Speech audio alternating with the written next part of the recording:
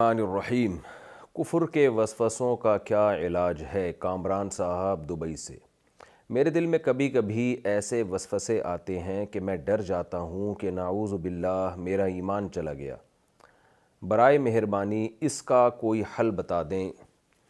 جناب کامران صاحب، اس کا حل نبی صلی اللہ علیہ وسلم نے بتایا۔ ایک صحابی کو یہی شکایت تھی، انہوں نے آ کے بتایا یا رسول اللہ ایسی باتیں دل میں آتی ہیں کہ زبان پہ ہم لا نہیں سکتے، ان کو ڈرتے ہیں۔ تو آپ نے فرمایا یہ عین ایمان ہے۔ کیا مطلب؟ یہ جو آپ کے دل میں کفر کے وسوسے آ رہے ہیں نا، اور اس پر آپ کو پریشانی ہو رہی ہے، یہ اس کی علامت ہے کہ آپ ان وسوسوں پہ خوش نہیں ہیں، یہ آپ کا عقیدہ اور نظریہ نہیں ہے۔ اگر یہ اسلام کے بارے میں جو وسوسے آپ کے دل میں آ رہے ہیں الٹے، اگر یہ آپ کا عقیدہ ہوتا، یہ آپ کا کانسیپٹ ہوتا، تو پھر آپ اس پہ خوش ہوتے۔ جیسے کہ ملحد لوگ دیکھیں نا، وہ تو اسلام پہ صبح و شام اعتراض کرتے ہیں اور خوش ہوتے ہیں۔ تو مسلمان کے دل میں اگر وسوسے آتے ہیں تو وہ خوش نہیں ہوتا، وہ پریشان ہوتا ہے۔ تو یہ پریشان ہونا اس کی علامت ہے، یہ وسوسے ہیں، یہ حقیقت نہیں ہے۔ اور یہ ویسے ہی آتے رہتے ہیں انسان کو، یعنی اس کے پیچھے کوئی دلیل نہیں ہوتی۔ تو اس کی میں اور مثال دیتا ہوں۔ آپ نے دیکھا ہوگا بعض لوگ وضو کرتے ہیں، ان کو وسوسے آ رہے ہوتے ہیں، پتہ نہیں وضو ہوا کہ نہیں ہوا، حالانکہ جب وضو کیا ہے تو اس کا مطلب ہو گیا نا، لیکن وسوسے آ رہے ہیں۔ تو وسوسے کے پیچھے کوئی دلیل نہیں ہوتی، تو وہ آتے رہیں گے۔ اس کا حل یہ ہے کہ آپ اس بارے میں سوچنا چھوڑ دیں، یعنی ٹینشن لینا چھوڑ دیں، یہاں تک کہ وسوسوں کو بھگانے کی فکر بھی چھوڑ دیں۔ آپ یہ ایسے ہیں کہ موجوں کی طرح آئیں اور پتلی گلی سے نکل جائیں، بس اس طرح ہوتا رہے۔ آپ کا کام یہ ہے کہ آپ نے ٹینشن نہیں لینی، اور اگر کوئی واقعی اسلام پہ حقیقت میں اعتراض خدا نخواستہ ہو رہا ہے تو وہ تو کسی عالم سے، مفتی سے، اسکالر سے پوچھا جائے، وہ بتا دیں گے آپ کو بھئی یہ اس کا جواب ہے۔ اسلام پر تو اللہ کا شکر ہے کوئی ایسا اعتراض ہے نہیں جس کی وجہ سے اسلام پہ شک پیدا ہونا شروع ہو جائے۔ بہت ہی اسلام کے نظریات میں، عقیدے میں بہت ہی کلیئرٹی ہے، بہت ہی صاف طور پر اسلام نے بتایا ہے ہمیں، 2 اور 2 4 کی طرح۔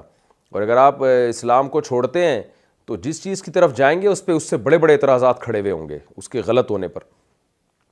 تو اس لیے آپ نے کیا کرنا ہے، اپنے آپ کو 24 گھنٹے مصروف رکھنا ہے، نماز میں، عبادت میں، اپنے جو آفس کا کام ہے آپ کا، یا پڑھائی میں، جو بھی آپ کی ایکٹیویٹیز ہیں دن بھر کی، ایکسرسائز میں۔ جب آپ اپنے آپ کو ان میں بزی رکھیں گے تو یہ وسوسے خود بخود آہستہ آہستہ کم ہونا اور بالآخر ختم ہو جائیں گے۔ لیکن اگر آپ نے اپنے آپ کو مسلط کر لیا اپنے اوپر، سوچتے رہے یہ کیوں آ رہا ہے، یہ خیال کیوں آ رہا ہے، یہ خیال کیوں آ رہا ہے، تو یہ خیال ایسی چیز ہے جتنا بھگائیں گے اتنا آئے گا۔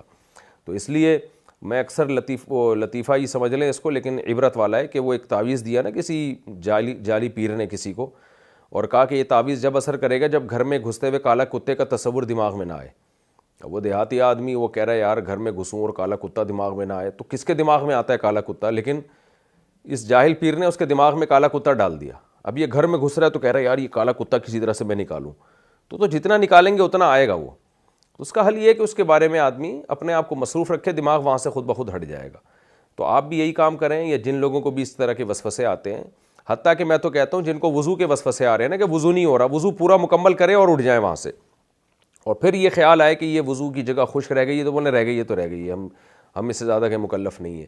ٹینشن نہ لیں، جتنی وسوسوں کی ٹینشن لیں گے وسوسے کم نہیں ہوں گے، بڑھیں گے۔ اور اس کا کوئی وظیفہ نہیں ہے، بس اعوذ باللہ من الشیطان الرجیم پڑھ کے تھوک دیا ایک طرف اور اپنے کاموں میں مشغول ہو گئے۔ پھر بھی آ رہے ہیں، آنے دے، کوئی ٹینشن لینے کے نہیں ہے، بلکہ اور ثواب ملے گا۔ جو تکلیف ہوتی ہے نا انسان کو، اس پہ ثواب ملتا ہے۔ شوہر محبت کم کرتا ہو تو کیا علیحدگی لے سکتی ہوں؟ میرے شوہر میری ہر ضرورت پوری کرتے ہیں، لیکن ہمارے درمیان جو رشتہ ہونا چاہیے محبت کا وہ نہیں ہے، تو کیا ان سے علیحدہ ہونا بہتر ہے یا نہیں؟ سبحان اللہ! یہ ہر خاتون کو اپنے شوہر سے شکایت ہے، 99.9% خواتین کو، کہ میرے شوہر مجھ سے محبت نہیں کرتے۔ میرے سامنے فیملی کیسز بہت آتے ہیں، شکایت کرتی ہیں کہ مجھ سے محبت نہیں کرتے۔ تو میں کہتا ہوں کہ محبت کے ثبوت کے لیے کیا آئی لو یو کہنا ضروری ہے، یا کیا کہے گا وہ جس سے آپ کو یہ ثابت ہوگا؟ وہ گھر اس نے لے کے دیا ہوا ہے آپ کو، وہ گیس بجلی کا بل دے رہا ہے، وہ آپ کے بچوں کے اسکول کی فیسیں اٹھا رہا ہے، وہ آپ کو ناشتہ کرا رہا ہے، آپ کو دوپہر کا کھانا کرا رہا ہے، آپ کا رات کا ڈنر کا خرچہ اس کمبخت نے معذرت کے ساتھ اٹھایا ہوا ہے، عید بقرعید پہ کپڑے بنا کے دے دیتا ہے آپ کو، اور کبھی کبھار آپ کو کہیں لے کے بھی چلا جاتا ہے گھمانے پھرانے، جیسے آپ کی امی کے گھر چلا گیا اتوار والے دن، اور کبھی کسی پھپھو کو نے بلایا تو ٹھیک ہے، مہینے میں ایک آدھ دفعہ وہاں بھی چلا گیا، اور کیا کیا ثبوت پیش کرے گا وہ محبت کے لیے؟ تو خواتین جواب میں کہتی ہیں یہ تو سارے میاں ہی کرتے ہیں۔ تو سارے میاں کرتے ہیں اس لیے کرتے ہیں نا کہ ان کو محبت ہے۔ دیکھیں، ایسا نہیں ہو سکتا کہ صرف شریعت کے کہنے پر کوئی حقوق ادا کر دے۔ محبت ہوتی ہے تو پھر، اور شریعت بھی ہوتی ہے تو پھر دونوں چیزیں مل کے۔ اس کی مثال ایسے جیسے شریعت نے حکم دیا کہ اولاد کے حقوق ادا کرو، تو ماں باپ کو اولاد سے محبت ہوتی ہے تو وہ حقوق اچھی طرح سے ادا ہوتے ہیں، اور محبت نہ ہوتی تو حقوق ادا ہی نہ ہوتے ان کے۔ تو کیونکہ اجنبی کے حقوق ادا کرنا بڑا مشکل کام ہے، شریعت نے تو پڑوسیوں کے حقوق بھی رکھے ہیں نا، لیکن کون حقوق ادا کرتا ہے پڑوسیوں کے؟ بہت کم لوگ ہیں جن کے دل میں اللہ کا خوف ہے، وہ حقوق ادا کر رہے ہوتے ہیں، لیکن اپنے بچوں کے لیے تو لوگ لڑ رہے ہوتے ہیں۔ تو حقوق جہاں ادا ہو رہے ہو نا، بیسک حقوق، تو اس کا مطلب یہ ہوتا ہے کہ بھائی محبت ہے تبھی ادا ہو رہے ہیں۔ باقی محبت کا اسٹائل ہر ایک کا مختلف ہوتا ہے۔ ہم نے تو ایسے لوگ بھی دیکھے ہیں کہ بیگم پہ ایک دھیلا خرچ نہیں کرتے وہ، اور چکنی چپڑی باتوں سے اس کو الو بنایا ہوا ہے۔ بیگم سے جاب بھی کروا رہے ہیں، خود گھر میں پڑے رہتے ہیں، اور بس وہ جو ہے نا تھینک یو سے بات شروع کریں گے، تھینک یو پہ ختم کریں گے، اور ہیلو ہائی کرتے رہتے ہیں، اور بس چکنی چپڑی باتیں کرتے رہتے ہیں، اور ایک ذمہ داری بھی پوری کرنے کے لیے تیار نہیں ہے وہ۔ لیکن ان کی بیویاں خوش ہیں کہ ہمارے میاں ہم سے بہت محبت کرتے ہیں۔ تو جب میں یہ بات کرتا ہوں نا، تو ایسے واقعات سن کے بہت سے میاں کہتے ہیں کہ یار بیگم، ہم تمہیں جو ہے نا محبت کی باتیں تم سے کر لیا کریں گے اگر تم خرچہ ہمارا آدھا کر دو۔ عورتیں اس پہ تیار نہیں ہوتی ہیں، خرچہ تو پورا ہی چاہیے ہمیں۔ تو دیکھو، آپ یہ خوب اس بات کو اچھی طرح سمجھیں کہ محبت، حقوق اگر بیسک ادا ہو رہے ہیں ماشاءاللہ، جیسے آپ نے بھی کہا کہ میرے میاں حقوق ادا کرتے ہیں، میری ہر ضرورت پوری کرتے ہیں، تو یہ محبت کے بغیر ہوتا نہیں ہے ہر ضرورت پوری کرنا، یہ محبت ہے تبھی ہو رہی ہے۔ آپ یہ کہہ سکتی ہیں کہ وہ ہنسی مذاق کا جو ایک رشتہ ہوتا ہے، ہا ہا ہو ہی والا، جو گرل فرینڈ اور بوائے فرینڈ میں آج کل معاشرے میں نظر آ رہا ہے، اور گھنٹوں گھنٹوں فون پہ ایسے لگے ہوئے ہوتے ہیں جیسے ایلفی سے کسی نے فون ان کے کان پہ چپکا دیا ہے، تو اس طرح سے لگے ہوئے ہوتے ہیں، وہ والا حساب کتاب شاید نہیں ہوگا جو آج کل میاؤں کا ہوتا نہیں ہے، تو وہ 99% کہیں بھی نہیں ہوتا، یہ خوب سمجھ لیں۔ وہ 1% کہیں ہوتا ہوگا، وہ نہیں ہوتا، کیونکہ جب انسان پریکٹیکل لائف میں آتا ہے تو حقوق ہوتے ہیں، اس کو بندے کو کہیں باہر ٹائم دینا ہے، کہیں آفس میں کسی سے ملنا ہے، کہیں باس کی جھاڑ کھا کے آیا ہوا ہے، 10 مسائل ہوتے ہیں، کسی دن موڈ صحیح ہوتا ہے، کسی دن خراب ہوتا ہے، تو پریکٹیکل لائف میں اسی طرح ہوتا ہے۔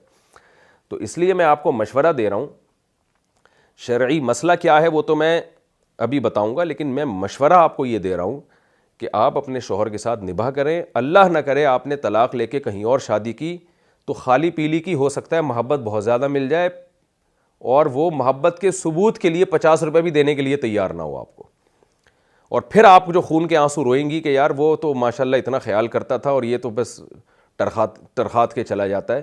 تو ایسا نہیں ہو کہ اس سے بدتر ملے آپ کو۔ تو اللہ کا شکر ادا کریں، اچھا والا میاں ملا ہوا ہے، اس کے ساتھ گزارا کریں، اور باقی آپ کو کوئی شکایت ہے تو میاں کو بتا دیں، بھائی تھوڑا سا ہیلو ہائی کر لیا کرو، تھوڑا سا مسکرا کے بات کر لیا کرو، تھوڑا سا کبھی جذباتی پن بھی دکھا دیا کرو کہ مجھے تم سے محبت ہے اور میں تمہارے بغیر رہ نہیں سکتا، اور میں بہت یعنی تمہارا علیحدگی برداشت نہیں کر سکتا۔ تھوڑا جذباتی پن دکھا دے گا تو ذرا میرے خیال ہے آپ کو یہ شکایت دور ہو جائے گی۔ اور کیا کر سکتا ہے میاں؟ باقی شرعی مسئلہ یہ ہے کہ اگر واقعی عورت کو شوہر سے بالکل بھی محبت نہ ہو اور اس کی کوئی بیس ہو، مضبوط بیس، بعض دفعہ شکل و صورت ہوتی ہے، بعض دفعہ بد اخلاق شوہر ہوتا ہے، بعض دفعہ یہ ہوتے ہیں کہ مزاج ہی نہیں ملتے آپس میں، وہ بہت ہی کم تعلیم، یعنی اس کے پاس ایجوکیشن بالکل نہیں ہے، عورت بہت زیادہ ایجوکیٹڈ ہوتی ہے، یا خاندانی لحاظ سے، تو واقعی اگر کسی لڑکی کے لیے ناقابل برداشت معاملہ ہو گیا ہو تو پھر شریعت میں اس خاتون کے لیے یہ جائز ہے کہ وہ شوہر سے طلاق مانگ لیں، یعنی خلا مانگ لیں۔ خلا کا مطلب شوہر کہے کہ ٹھیک ہے میرا مہر دو اور میں تمہیں فارغ کرتا ہوں، تو یہ مطالبہ کرنا جائز ہے، جس کو شریعت نے خلا کہا ہے، اس قرآن نے اس کو خلا کہا ہے۔ تو ہوتی یہ بھی طلاق ہی ہے، یہ خلا نہیں جو عدالتوں میں ہو رہا ہے، یہ والا تو شریعت میں ہے ہی نہیں، اس کا تصور ہی نہیں ہے جو آج کل عدالتوں میں خلا چل رہا ہے۔ یہ ہے کہ عورت شوہر سے براہ راست مانگ لے، یا عدالت کو بیچ میں انوالو کر کے شوہر سے کہے کہ مجھے فارغ کر دو، تو عدالت کی بات کو شوہر اہمیت سے لے گا۔ تو عدالت کے ذریعے جو خلا ہے اس کا بھی مطلب ہے کہ ہے وہ شوہر ہی سے، شوہر کو ایگری کیا جائے گا، لیکن اس میں عدالت انوالو ہو کے ایگری کرے گی، کیونکہ جب عدالت انوالو ہوتی ہے تو شوہر اس بات کو اہمیت زیادہ دیتا ہے، یا براہ راست شوہر سے رابطہ کر لیا جائے۔ تو یہ اس صورت میں ہے کہ جب واقعی ناقابل برداشت معاملہ ہو کسی بھی وجہ سے، تو پھر عورت کے لیے شوہر سے خلا مانگنا جائز ہے، لیکن شوہر کو یہ اختیار حاصل ہے کہ وہ خلا دے یا نہ دے۔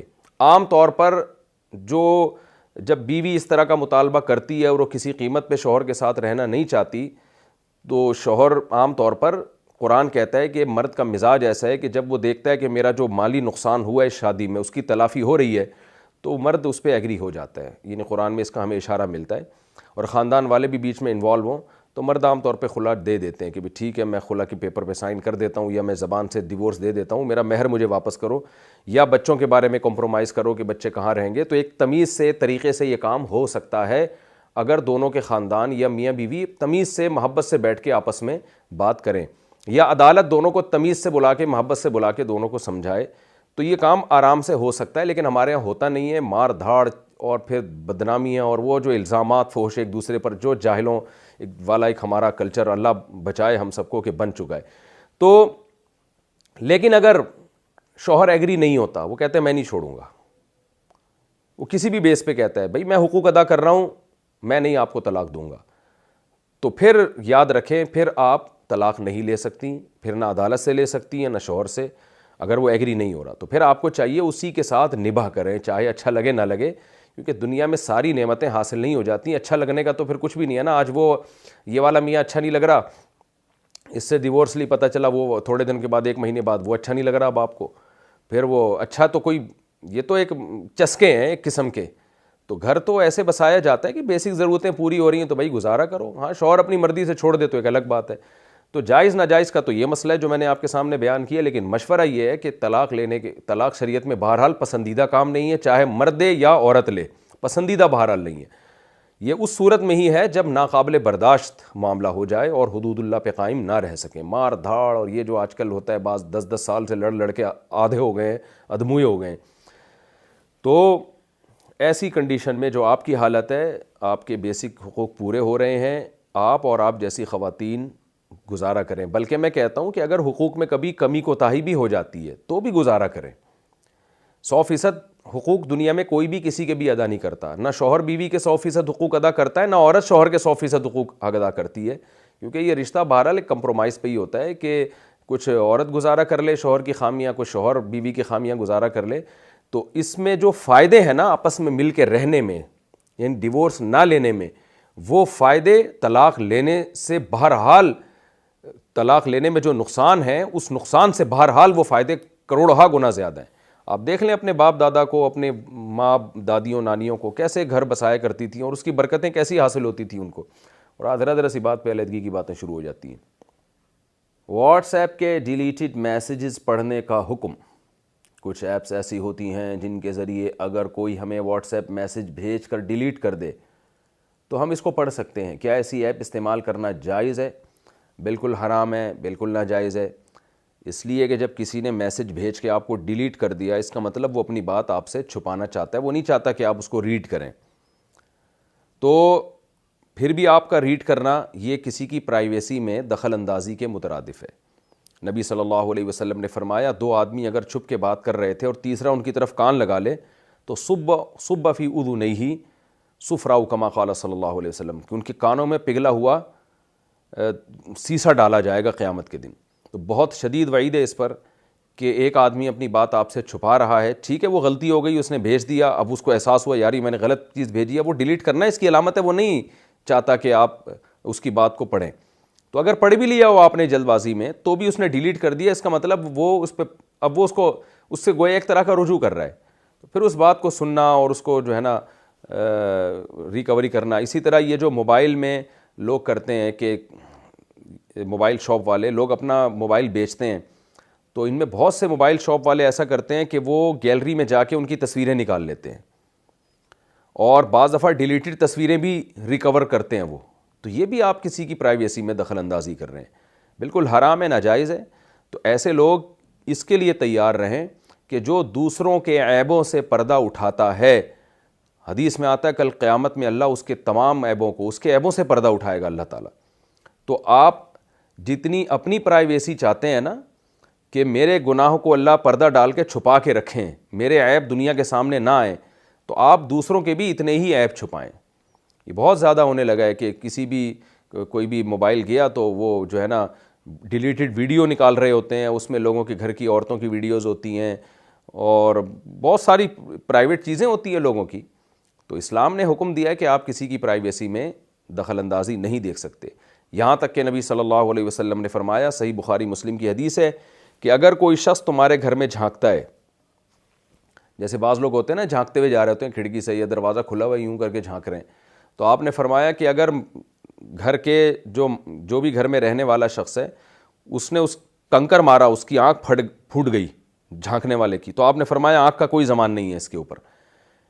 تو یعنی اتنی شدید وعید ہے کہ کوئی تمہارے گھر میں جھانک رہا ہے تو آپ نے حکم اجازت دی کہ بھائی اٹھا کے جو ہے نا آپ اس کو کنکر مار سکتے ہیں، پتھر مار سکتے ہیں، کیونکہ وہ جرم کر رہا ہے کہ آپ کے گھر میں جھانک رہا ہے۔ تو گھر میں جھانکنا، موبائل میں جھانکنا، کسی کے پرس میں جھانکنا، کسی کے موبائل لے کر، بعض دفعہ ایسا بھی ہوتا ہے کہ آپ کسی کو اپنا موبائل پکڑاتے ہیں، بھائی کال کر لو نمبر ملا کے، وہ کال کرنے کے ساتھ ساتھ آپ کے میسیجز بھی دیکھ رہا ہوتا ہے، آپ کے واٹس ایپ کے میسیجز بھی دیکھ رہا ہوتا ہے۔ یہ سب گھٹیا حرکتیں، غیر اخلاقی حرکتیں، اور انسان کے کردار کا 2 منٹ میں پتہ چل جاتا ہے کہ یہ کس دماغ کا آدمی ہے۔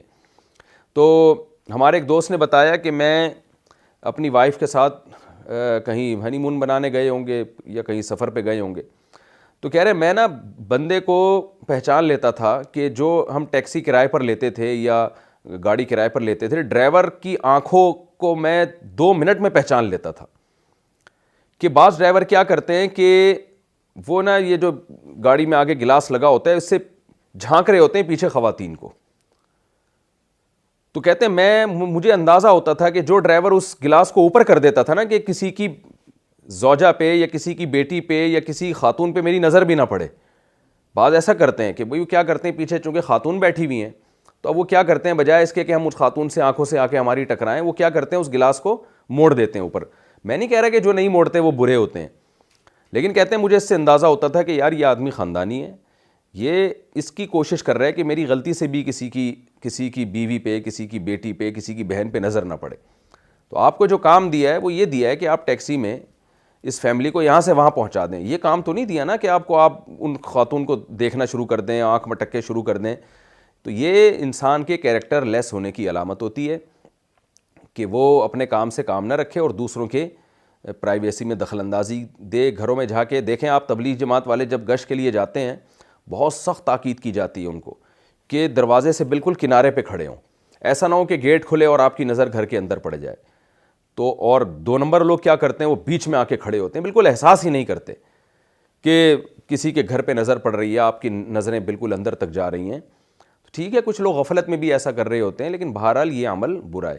تو موبائل کے اندر گھسنا، کسی کے میسیجز پڑھنا، آپ بعض دفعہ موبائل پہ میسیج لکھ رہے ہوتے ہیں، سامنے بندہ دیکھ رہا ہوتا ہے کہ یہ کیا لکھ رہا ہے، تو ساری کی ساری حرکتیں گھٹیاں ہیں، شریعت کے خلاف ہیں۔ ایک آدمی خط لکھ رہا تھا تو دوسرا جو ہے نا یوں جھانک کے دیکھ رہا تھا کیا لکھ رہا ہے یہ، اس کو اندازہ ہو گیا یار یہ کمبخت دیکھ رہا ہے کھڑا ہوا، تو اس نے خط میں لکھنا شروع کیا کہ الو کا پٹھا جو ہے نا یہ تحریر چونکہ دیکھ رہا ہے لہٰذا میں خط اپنا یہیں پہ بند کرتا ہوں، تو وہ بھی پڑھ لیا اس نے کہ مجھے الو کا پٹھا کہہ رہا ہے۔ تو جب بھی کوئی آپ کے میسیجز پڑھ رہا ہو نا تو آپ لکھتے ہوئے یہ لکھ دیا کریں میسیجز میں کہ ایک الو کا پٹھا ہے جو مسلسل میرے میسیج جھانک جھانک کے دیکھ رہا ہے، تو اس کو تنبیہ بھی ہو جائے گی انشاءاللہ۔ تو اس لیے کسی کی پرائیویسی میں دخل اندازی نہ دیں، بدگمانی نہ کریں ایک دوسرے سے، کسی کی بات کان لگا کے نہ سنیں۔ اسی میں یہ بھی داخل ہے، ہم نے علماء سے سنا ہے کہ بہت سے ہمارے اکابر ایسے گزرے کہ وہ لیٹے ہوئے ہوتے تھے، آنکھ بند تھی، سامنے کوئی 2 بندے آ کے بات چیت شروع کر دی تو آنکھیں کھول لیتے تھے بتانے کے لیے کہ ہم جاگ رہے ہیں، ہم سو نہیں رہے ہیں۔ ایسا نہ ہو آپ نے کوئی خفیہ بات کرنی ہو اور ہمیں سوتا سمجھ کے آپ بات کرنا شروع کر دیں۔ تو اور آج دیکھیں کیا ہوتا ہے، آدمی بعض دفعہ جاگ رہا ہوتا ہے، 2 بندے آتے ہیں ان کو دیکھ کے گھنا بن کے آنکھیں بند کر لیتا ہے، خراٹے لینا شروع کر دیتا جیسے سو رہا ہو۔ تو یہ بہت بری حرکت ہے، کسی کی پرائیویسی میں گھسنا، کسی کے ذاتیات میں گھسنا۔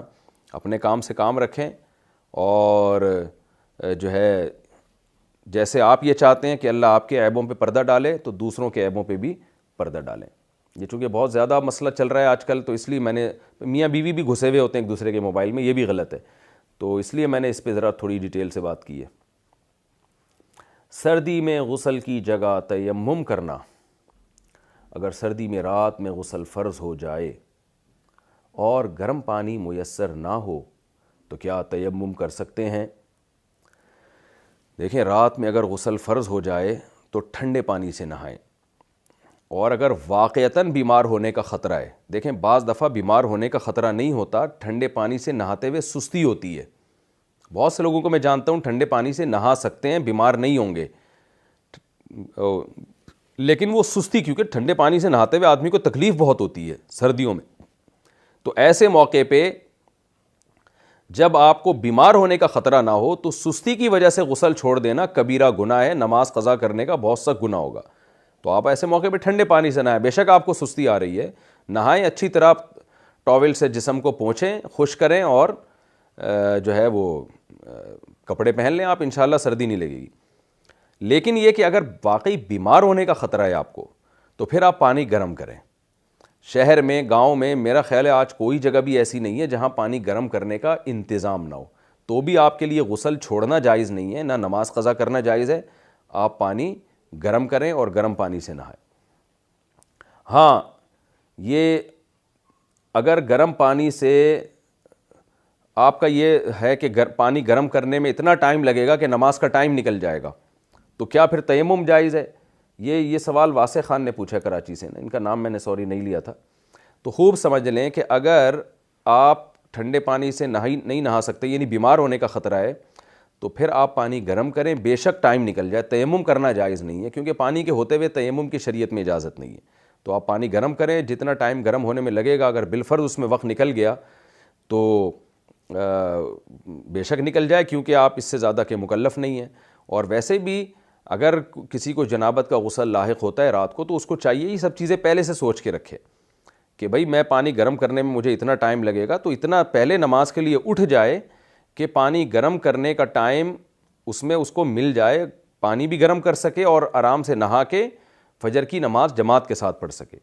تو جان کر کوئی تاخیر کرے گا تو گناہگار ہوگا، لیکن بہرحال تیمم جائز نہیں ہے، کیونکہ پانی موجود ہے اور پانی گرم کرنے کا انتظام بھی ہے، تو تیمم کی اجازت نہیں ہے۔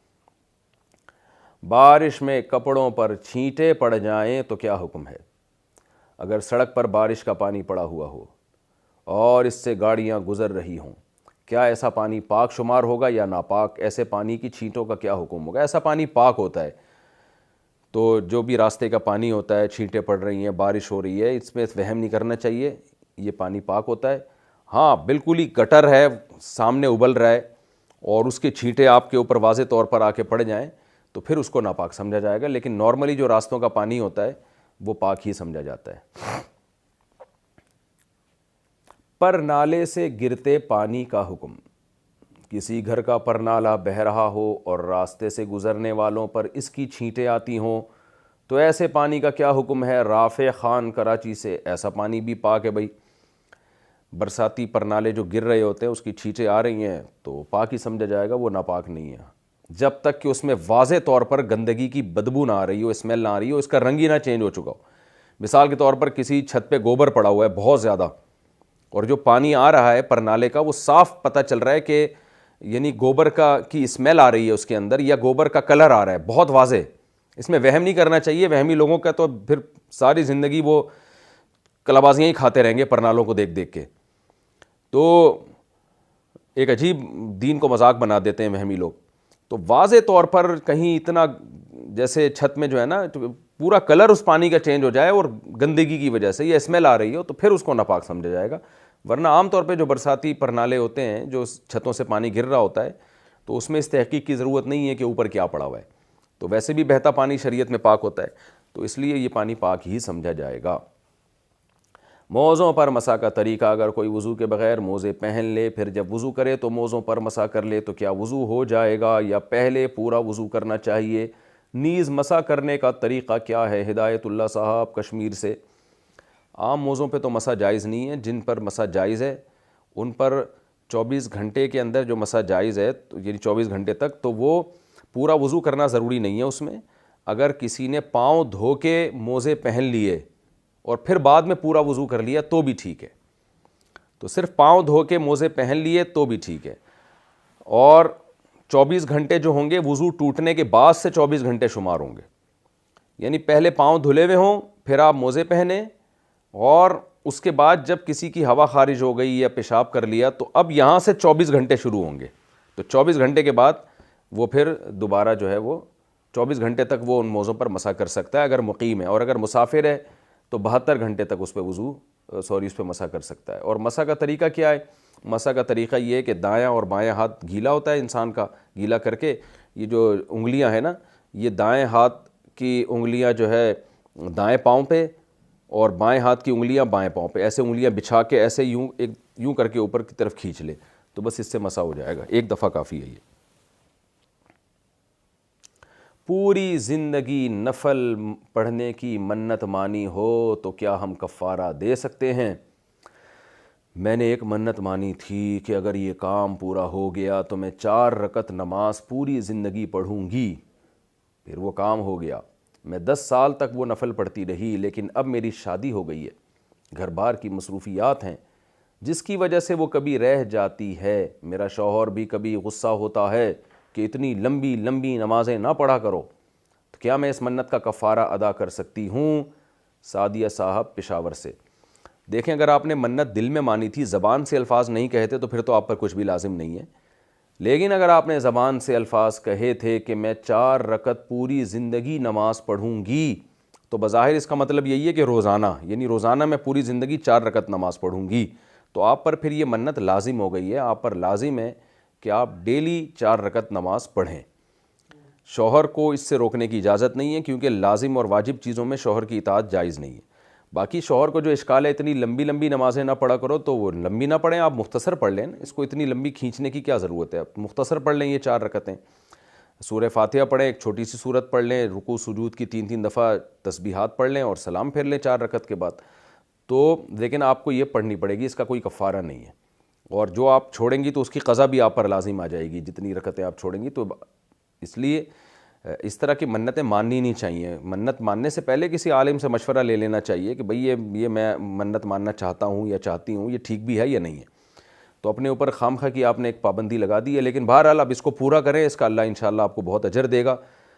تو اور 4 رکعتیں کوئی اتنی ٹینشن والا کام نہیں ہے. جب نماز کے لیے کھڑی ہوں تو اس میں 4 رکعتیں بھی پڑھ لیں اس میں. تو یہ نماز آپ فجر اور عصر میں بھی پڑھی جا سکتی ہے، آپ کی واجب نماز ہے، یعنی فجر اور عصر سے پہلے. اچھا بھائی، عدت انگریزی کیلنڈر سے پوری کریں یا اسلامی مہینوں سے؟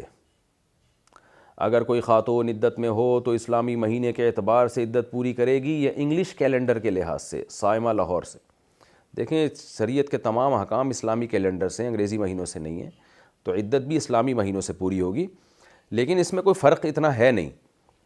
اگر مہینے کی پہلی تاریخ سے عدت شروع ہو رہی ہے چاند کی، اور موت کی عدت ہے، تو پورے 4 مہینے 10 دن، یعنی اسلامی 4 مہینے 10 دن.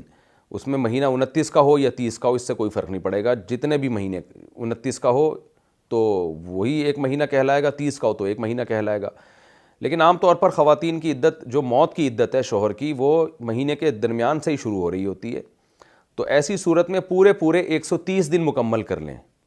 تب اس 130 دن، یعنی 4 مہینے 10 دن، 130 دن بنتے ہیں. تو 130 دن میں انگریزی اور اسلامی کا میں کوئی فرق نہیں آئے گا. وہ تو 130 ڈیز ہیں. آپ کوئی بھی تاریخ کا حساب لگا لیں، اسلامی انگریزی 130 ڈیز مکمل کرنے ہیں، تو 4 مہینے 10 دن پورے ہو جائیں گے. اور اگر طلاق کی عدت ہے تو طلاق کی عدت جو ہے وہ ہوتی ہے، اس سے کبھی مہینوں سے ہوتی ہے.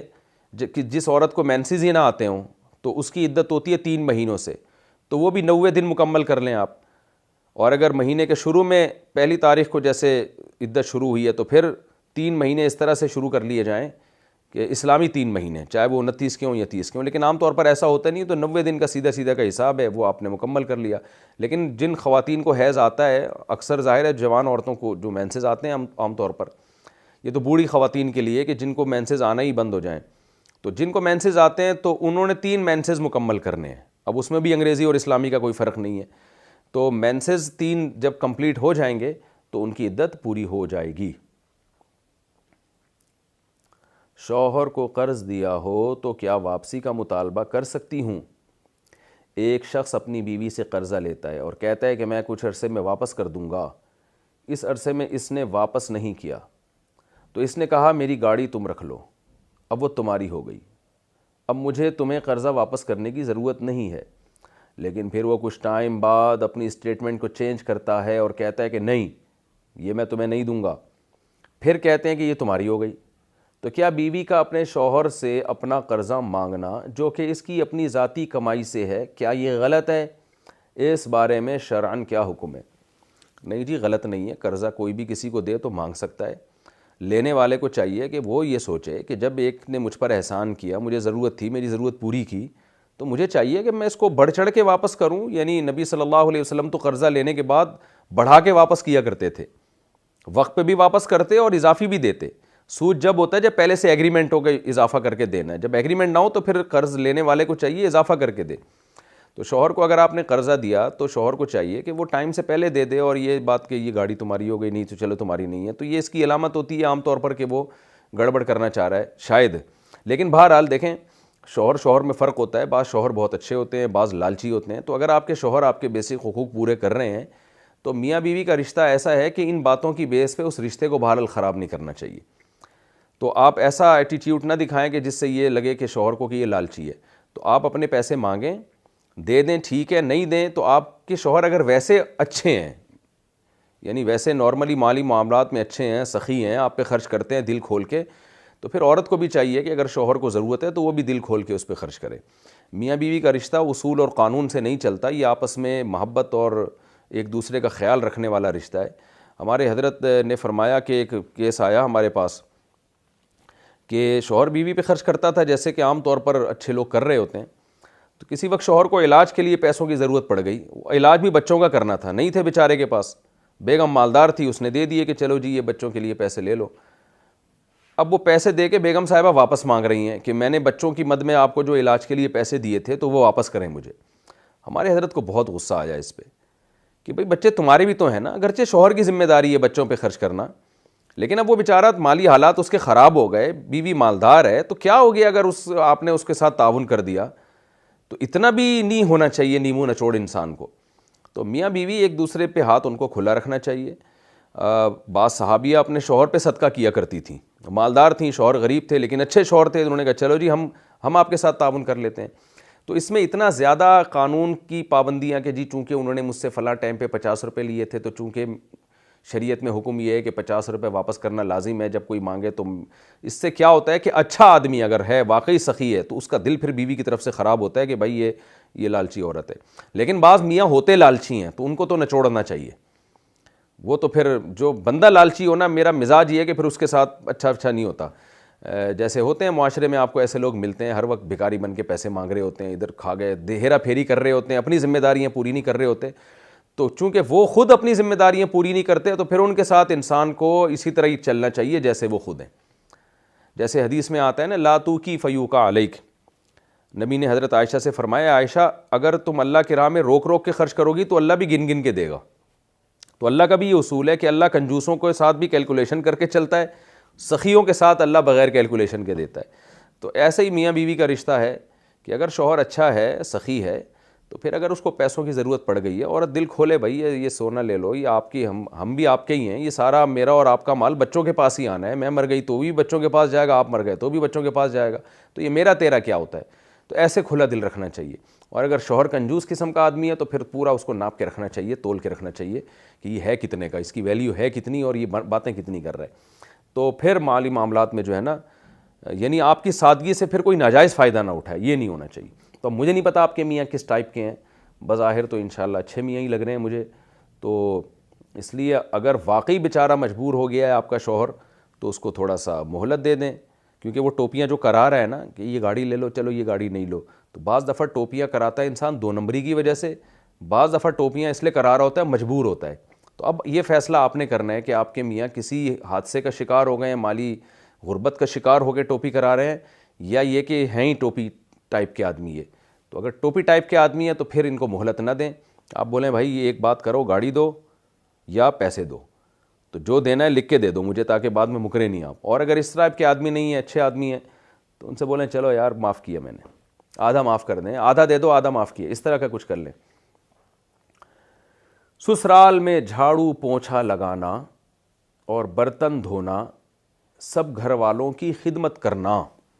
یہ کسی تپی ہوئی بہو نے پوچھا ہے. میرے ابو نے رشتہ کرتے ہوئے کہا تھا کہ میری بیٹیوں نے نہ کبھی گھر میں جھاڑو دی نہ کبھی کپڑے دھوئے. ہم لوگوں نے گھر میں صرف کھانا بنایا ہے, وہ بھی اگر زیادہ مہمان ہو تو باہر سے آتا ہے. یعنی ہم نے گھر میں کھانا بنایا صرف ابا اماں وغیرہ وغیرہ کے لیے, باقی زیادہ مہمان آتے تو باہر سے کھانا آتا تھا. تو ہمارے گھر میں کام والے اور ڈرائیور سب ہیں. اچھا, گھر میں کام والے اور ڈرائیور سب ہیں, یعنی نوکر چاکر رکھے ہوئے, لینڈ لارڈ فیملی ہے. اب یہاں سسرال میں یہ رواج ہے کہ گاڑی میں سامان عورتیں رکھیں گی, گاڑی سے سامان خواتین نکالیں گی, گاڑی عورت صاف کرے گی, یہاں تک کہ بہو اپنے شوہر کے ساتھ اس کے سارے اوپر کے 6-7 بہن بھائیوں کے کام بھی کرے گی. جھاڑو لگانا, پونچھا لگانا, برتن دھونا, کھانا پکانا, کپڑے دھونا, سب کی استری کرنا. اگر کسی کام سے منع کروں تو اس پہ لڑائی شروع ہو جاتی ہے. حالانکہ رشتہ کرتے وقت انہوں نے صاف کہا تھا کہ ہم کوئی کام نہیں کروائیں گے, یہ سارے کام کرنا میری استطاعت سے باہر ہے. اس صورت میں کیا کروں؟ ایک بندی. دیکھیں, اصولی طور پر تو عورت کے ذمے ہے کہ وہ گھر میں کام کاج میں ہاتھ بٹائے. میں یہ نہیں کہہ رہا کہ ایک عورت اپنے 6-6 8-8 نندوں کے دیور اور نندوں کے کپڑے دھوئے, یہ تو ظلم ہے اس کے اوپر. کم از کم اپنے شوہر اور اپنے ساس سسر کی خدمت اخلاقی ذمہ داری ہے عورت کی, یہ اس پر اخلاقاً لازم ہے. اور جب جوائنٹ فیملی میں رہتے ہیں تو کام ڈیوائیڈ ہوتے ہیں, سب مل جل کے کام کر رہے ہوتے ہیں. ایک دن سب کے لیے کسی ایک نے کھانا بنا دیا تو دوسرے ٹائم پہ دوسری بہو نے سب کے لیے کھانا پکا دیا. تو یہ سب مل جل کے, جیسے ہم سفر میں جب جاتے ہیں نا تو کام کو ڈیوائیڈ کرتے ہیں. تبلیغی جماعت میں آپ دیکھ لیں نا, 10-10 لوگ جا رہے ہوتے ہیں تو ایک کا کام ہوتا ہے بھائی کمرہ صاف کر دو, ایک کا کام ہوتا ہے بھائی ٹماٹر لے آؤ, ایک کا کام ہوتا ہے جی آپ آلو چھیل دو, ایک کا کام ہوتا ہے جی آپ کھانا پکا دو. باریاں تقسیم ہوتی ہیں. اب اس میں کوئی تبلیغ والا یہ کہے کہ میرے ذمہ کام نہیں ہے, یہ تو ہمیں بتایا ہی نہیں تھا کہ تبلیغ میں نکل کے کام بھی کرنا پڑے گا, ہم تو تبلیغ کے لیے نکلیں. تو یہ کہا جائے گا کہ بھئی یہ تو انڈرسٹوڈ ہے, یہ تو طے شدہ بات ہے کہ جب اکٹھے رہتے ہیں تو کاموں کو ڈیوائڈ کرنا پڑتا ہے. تو جب بھی لڑکی رخصت ہو کے سسرال میں جاتی ہے تو ظاہر ہے گھر میں کچھ تو کام ہوتے ہیں نا, تو وہ باہر کے کام مرد کے ذمے ہوتے ہیں اور گھر کے کام عورت کے ذمے ہوتے ہیں. جیسے حضرت فاطمہ رضی اللہ تعالیٰ عنہا کو نبی نے حکم دیا گھر کے کام آپ کرو گی, باہر کے کاموں کے بارے میں حضرت علی کو حکم دیا کہ وہ آپ کریں گے. تو دونوں ہی کام کر رہے ہوتے ہیں, مرد بھی عورت بھی. تو نارملی تو متوسط گھرانوں میں یہی ہوتا ہے, اور یہ بہو پر اتنی خدمت بہو کے اوپر لازم ہے شریعت میں کہ وہ بالکل ہاتھ پہ ہاتھ رکھ کے نہ بیٹھ جائے, بلکہ گھر کے فرد کی طرح رہے. جیسے سب خدمت کر رہے ہیں تو ویسے خدمت کرے, لیکن اس میں اتنا بوجھ اس کے اوپر ڈالنا کہ چلو ٹھیک ہے کبھی اجتماعی کھانا اس نے بنا لیا, کبھی کسی اور نے بنا لیا. یہ کہ اب اکلوتی بہو ہے, اب وہ جناب روزانہ 6-6 دیوروں کے کھانے پکا رہی ہے صبح دوپہر شام, تو یہ ظلم ہے, یہ بالکل جائز نہیں ہے.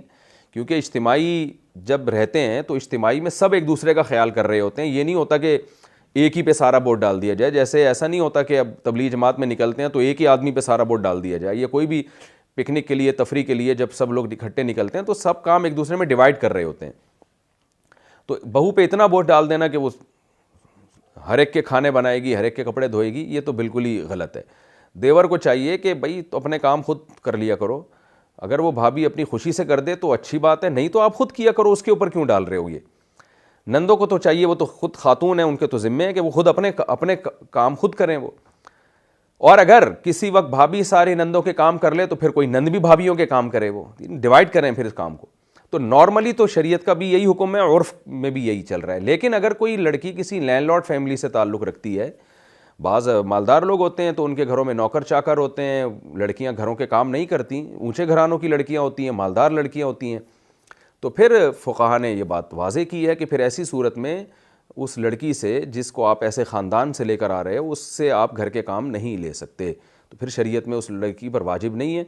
تو اگر واقعی آپ اتنے لینڈ لارڈ فیملی سے آپ کا تعلق ہے کہ آپ کے گھر میں نوکر چاکر ہوتے ہیں, ڈرائیور ہوتے ہیں, اور یہ گھر میں کھانا صرف آپ لوگ بناتے تھے, باقی سارے کام نوکر چاکر سے لیے جاتے تھے, اور آپ کے والد نے کمال یہ ہے کہ پہلے بتا بھی دیا کہ بھئی ہمارے گھر کا اسٹینڈرڈ یہ ہے, لیونگ اسٹینڈرڈ ہمارا اس طرح کا ہے کہ ہماری گھر کی عورتیں کام نہیں کرتی, ہم نوکر چاکر سے کام لیتے ہیں.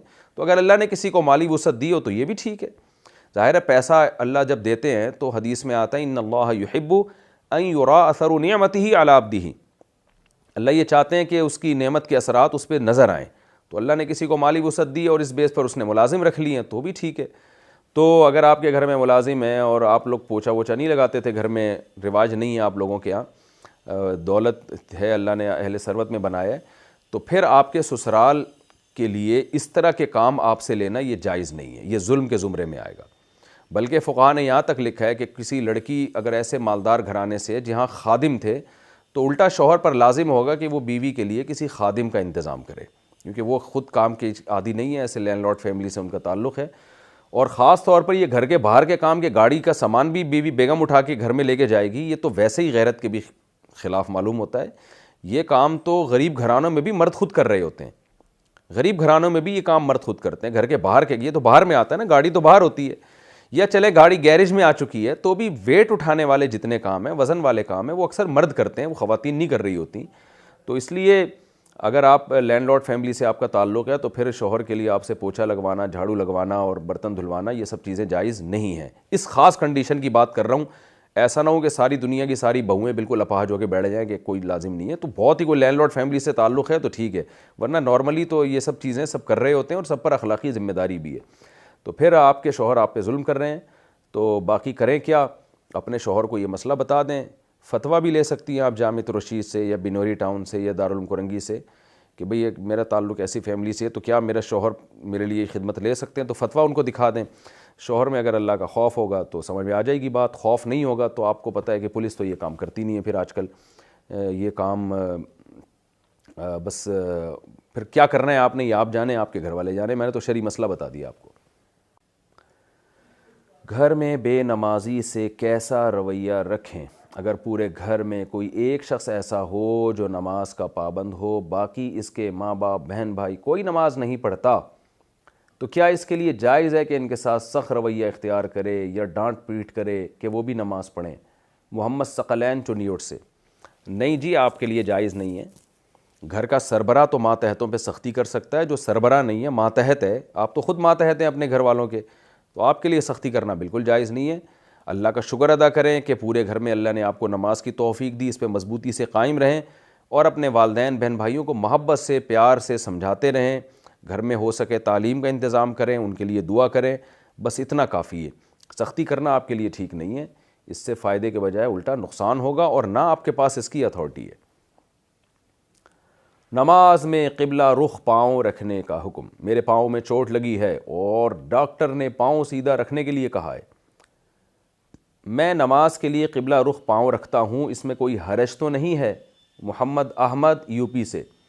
نہیں، کوئی حرج نہیں ہے، بلکہ نماز میں اگر کسی کے لیے پاؤں فولڈ کرنا مشکل ہو تو کرسی پہ نماز پڑھنے سے ہزارہا گنا بہتر ہے کہ زمین پہ آپ قبلے کی طرف پاؤں رخ کر کے نماز پڑھو۔